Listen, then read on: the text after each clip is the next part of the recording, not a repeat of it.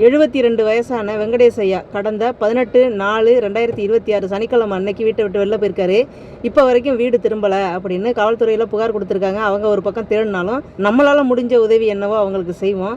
So இந்த புகைப்படத்தில் இருக்கிற அந்த வெங்கடேஷ் ஐயாவை நீங்கள் எங்கேயாவது பார்த்தீங்க அப்படின்னா ஸ்க்ரீனில் தெரிகிற அந்த நம்பருக்கு கான்டாக்ட் பண்ணுங்கள். ஏன்னா அவர் கூட பிறந்த 2 சகோதரர்கள், அவர் பெற்ற பிள்ளைங்க எல்லாருமே அவர் எங்கே இருக்காரோ, சாப்பாட்டுக்கு என்ன பண்ணுறாரோ, யாருக்கிட்டையும் போய் கையேந்திரக்கூடாது அப்படிங்கிற அந்த ஒரு கவலையோடு எல்லாருமே தேடிக்கிட்டு இருக்காங்க. அப்படிங்கிறத அந்த ஐயாவை பார்த்தீங்கன்னா அவர்கிட்ட சொல்லி அவரை நல்ல முறையில் வீட்டுக்கு அனுப்பி வைங்க. அந்த குடும்பம் ஒன்று சேர்றதுக்கு ஏதோ ஒரு வகையில் நம்மளும் உதவியாக இருக்கணும் அப்படிங்கிறதுக்காக தான் இந்த காணொலியை பதிவு பண்ணுறேன். அப்புறம் இன்னொரு கேள்விங்க, எனக்கு 70 வயதாகுது. என்னுடைய பிள்ளைகளை செட்டில் பண்ணிட்டேன், பேரம்பத்தியெல்லாம் இருக்காங்க, எல்லாருமே நல்லா இருக்காங்க.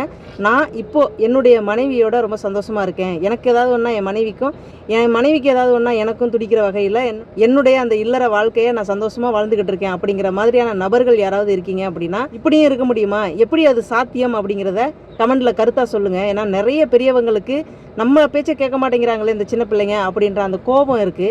இப்போ பெரியவங்களுடைய பேச்சை கேட்குறத விட இந்த கூகுளோட பேச்சை தான் அதிகமாக கேட்குறாங்க இந்த யங்ஸ்டர்ஸு.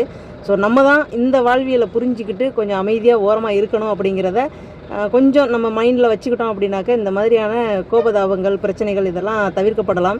ஸோ கோபம் அப்படிங்கிறது வர வேண்டிய விஷயந்தான். பிள்ளைகளை வழி நடத்துறதுல நம்மளுடைய அந்த கவனம் இருக்கணுமே தவிர வெளியில் போய் இருந்துக்கிட்டு பிள்ளைங்களை தவிக்க விடுறது அப்படிங்கிற மாதிரியான ஒரு தண்டனையை கொடுத்துடாமல் பார்த்துக்குங்க.